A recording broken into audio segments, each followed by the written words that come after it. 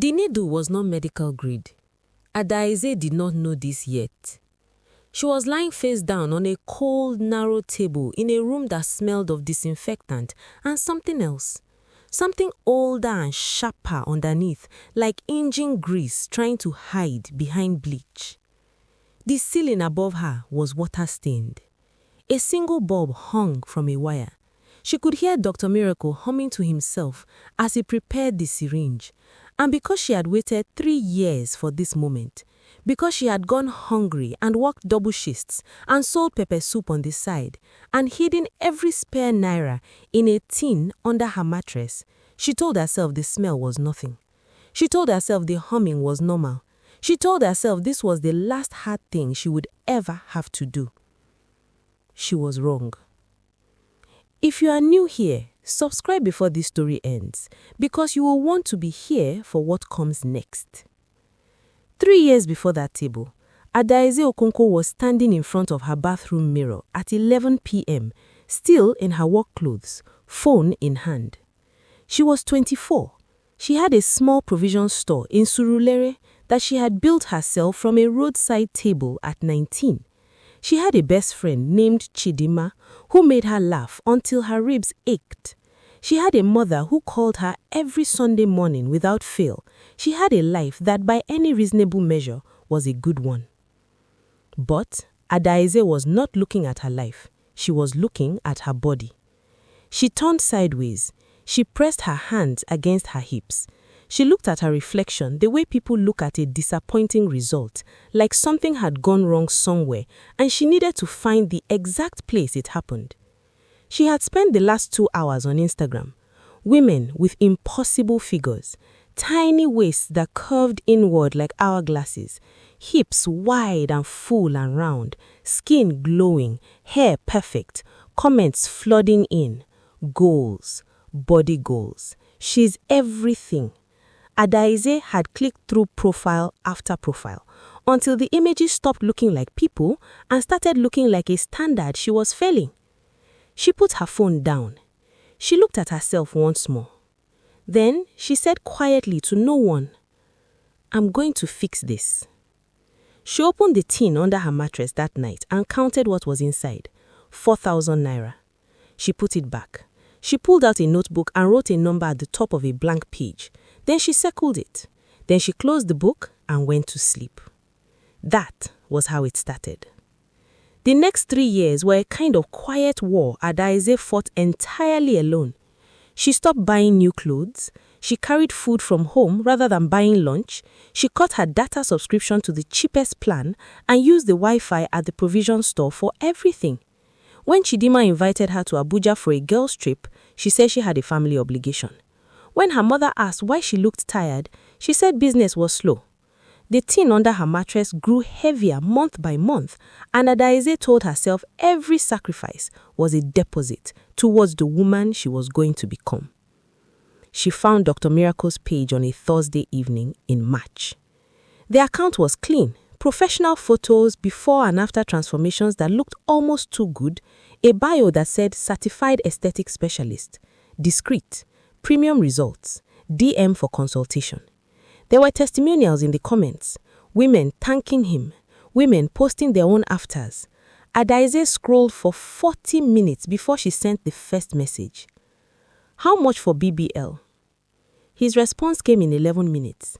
The price made her chest tighten, but it was within reach now, barely, but within reach. She asked how long the procedure took. He said 1 day. She asked if it was safe. He sent her 5 more before and after photos. She told herself that was an answer. They messaged back and forth for 2 weeks. Dr. Miracle was smooth, patient, never pushy. He called her my dear and told her she was already beautiful, but that he understood wanting more, that there was nothing wrong with investing in yourself, that his clients came from all over Lagos and beyond. He told her the clinic was in Lekki, that it was private and discreet, that no one would know she had been there unless she told her. That last part mattered to Adaeze more than she wanted to admit. She did not want anyone to know. Not Chidima, not her mother, not the customers who came to her store every morning and called her a strong girl, a hustler, a woman who was going places. She did not want them to look at her differently. She did not want the pity or the argument or the Bible verse her mother would definitely send at 6 a.m. the following morning. So she said nothing to anyone. The night before her appointment, she packed a small bag, a change of clothes, her ID, the money, counted 3 times, bound with a rubber band, tucked at the bottom beneath everything else.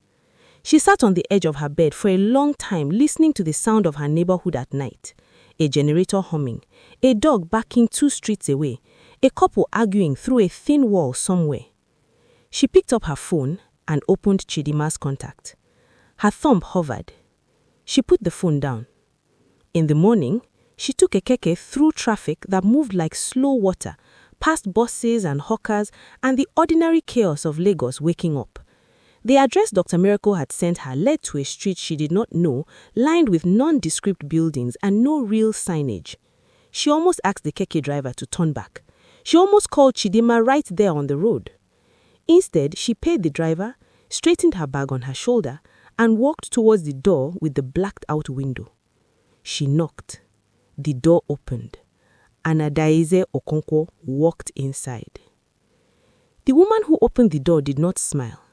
She was small and thin, with careful eyes that moved quickly and then settled somewhere just past Adaeze's shoulder, like she was checking the street behind her. She introduced herself as Bisi and said nothing else. She stepped aside and let Adaeze in and locked the door behind them with 2 separate bolts. The inside of the clinic looked almost right. White walls, a reception desk with nothing on it, 2 plastic chairs pushed against the wall. The disinfectant smell was strong enough for Adaeze's eyes to water, but she had expected that. What she had not expected was the other smell underneath it, faint but persistent, something chemical and wrong that the disinfectant was working hard to cover. She almost said something about it. Then Dr. Miracle walked in. He was not what she had imagined. He was tall and well-dressed, a pressed shirt tucked into dark trousers, a silver watch catching the light as he extended his hand. He smiled like a man who never doubted himself a single day in his life. "Adaeze," he said, like he was greeting an old friend. "You made it. I'm glad. You are going to love your results." Something in her chest loosened. He was calm, and she let his calm become hers. He walked her through a short corridor into a back room where a narrow table waited under a single hanging bulb. He talked the entire time about the procedure, about recovery, about how she would need to rest for a few days, but that by the end of the week, she would be standing in front of her mirror and smiling. He made it sound simple. He made it sound like something that happened every day, which she told herself it did. Then he slid a form across the table toward her. Adaeze picked it up and started reading. The language was dense and formal, and she had to read some lines twice. She got to a paragraph near the bottom and stopped. The clinic and its practitioners bear no liability for complications arising during or after the procedure, including and up to the death of the patient. She looked up. "This part here." "Standard," Dr. Miracle said, not looking up from where he was arranging items on a metal tray. "Every clinic uses it. It just protects us from people who don't follow post-op instructions. You will follow instructions, won't you?" "Yes, but..." "Then it doesn't apply to you." He finally looked at her and smiled again. "You are healthy. You are young. This is a simple procedure. Sign at the bottom." Adaeze looked at the form for 3 more seconds. She thought about the tin under her mattress, now empty. She thought about 3 years of going without. She thought about the mirror in her bathroom at 11 p.m. She signed. She did not remember much of the surgery itself. She remembered Bisi helping her onto the table and placing a thin paper sheet over her. She remembered Dr. Miracle's voice, still talking, still smooth. She remembered the cold swab on her lower back and then the sting of the needle going in, and then a warmth spreading through her body like something being poured slowly into her bones, and then nothing. She woke up 3 days later in a room she did not recognize.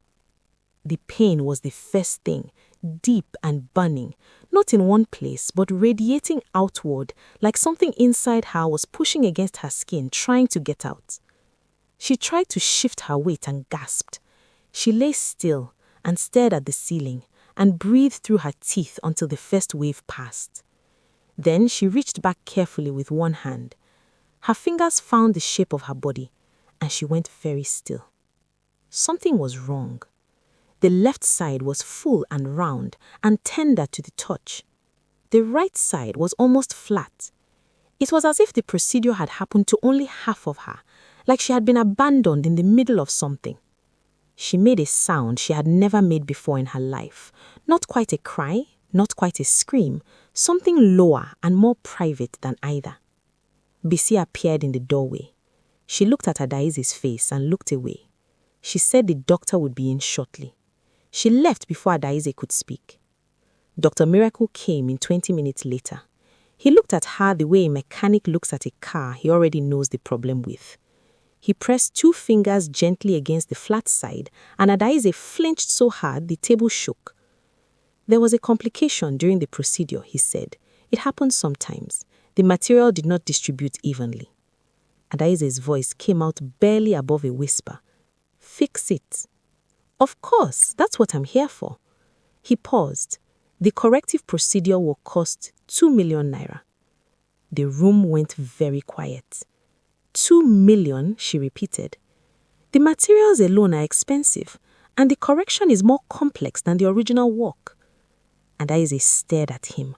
Her eyes were filling, but she refused to let them spill. I don't have 2 million. I gave you everything I had. Then I suggest you find it. His voice had not changed tone once. He said it the way you would say, I suggest you take an umbrella. Because you cannot leave looking like that, can you? And you cannot go to another clinic. They will ask questions. You come back here with the money, I fix it properly, and this whole thing disappears. Nobody needs to know anything. He straightened his shirt. He picked up the clipboard he had brought in with him. He walked out. Adaeze lay on that table for a long time after he left.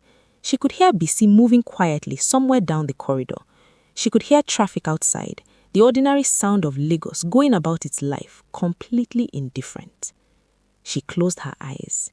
She thought about her store. She thought about every morning she unlocked that door herself, every shelf she stocked, every customer she knew by name. She pulled out her phone and made a call she had promised herself she would never have to make. Uncle Chuku, she said when the line connected, I need to sell this store. How fast can you find a buyer? She came back to the clinic on a Tuesday morning with the money in a brown envelope and her store keys already handed over to someone else. She had not eaten since Sunday. She had not slept properly in days. Chidinma had called 6 times, and Adaeze watched every call ring out, staring at the screen until the name disappeared. She told herself this was the last time. She told herself after this it was over, and she would heal and rebuild, and no one would ever know what it cost her. Dr. Miracle took the envelope without counting it. He handed it to Bisi and told Adaeze to change into the paper gown hanging behind the door. He was already moving toward the metal tray when she spoke. I need you to promise me this works, she said. He turned and looked at her with something close to amusement. Get on the table, Adaeze. She got on the table. This time the room felt different, smaller. The smell she had noticed on the first visit was stronger now, cutting through the disinfectant without apology. She watched Dr. Miracle draw from a bottle she had not seen before. Large, unlabeled, the liquid inside slightly yellow. Something pulled hard in her stomach. What is that? She asked. Premium filler, imported. It doesn't look... Do you want the correction or not? Bisi was not meeting her eyes. She was arranging a tray of instruments with unnecessary focus, her hands moving too carefully, like a woman trying very hard not to think about what she was doing. Adaeze opened her mouth, closed it, lay back down. The needle went in. For the first few minutes, there was only pressure, then warmth, then something that was not warmth, something that burned, deep and spreading, moving through tissue in a way that felt catastrophically wrong. Adaeze's fingers gripped the edge of the table. Something is burning. Inside, it's burning. That's normal, he said. He did not look up. It is not normal. Relax. I'm telling you it is burning. I said relax. His voice finally changed, just slightly, just enough to tell her that arguing would cost her something she could not afford. She went silent. She pressed her face into the thin pillow and breathed and told herself bodies adjusted, that pain was part of healing, that she had come too far to panic now. She told herself everything she needed to believe to stay on that table. She should have screamed. She should have gotten up. She should have called Chidinma 3 weeks ago when she still had time. She didn't. 2 hours later, BC helped her into the recovery room and left without speaking. The burning had not stopped. It had deepened into something tectonic, a pressure building beneath her skin like something was looking for a way out. Adaeze lay on her side with her knees pulled up and watched the light through the high frosted window move across the wall as the afternoon came and went. She reached for her phone. It was gone. She sat up too fast and the pain cracked across her back and she nearly blacked out. She steadied herself with both hands on the table's edge and looked around the room. Her bag was where she had left it. Her clothes, her ID, her keke fare home, all there. But the phone was gone. She understood then, in the way you understand things that you have been refusing to understand for a long time, all at once and too late. She tried to stand, her legs buckled. She caught herself on the wall and stood there breathing, forehead pressed against the plaster, and then she felt it, warm and wet, spreading fast against the paper gown, and she looked down and the world tilted. She was leaking. Thick and yellowish, soaking through the gown at her hip, pouring in a way that nobody should pour. She pressed her hand against it and felt nothing beneath her skin where there should have been resistance. The tissue had given way. Whatever he had injected into her was now coming back out, taking pieces of her with it.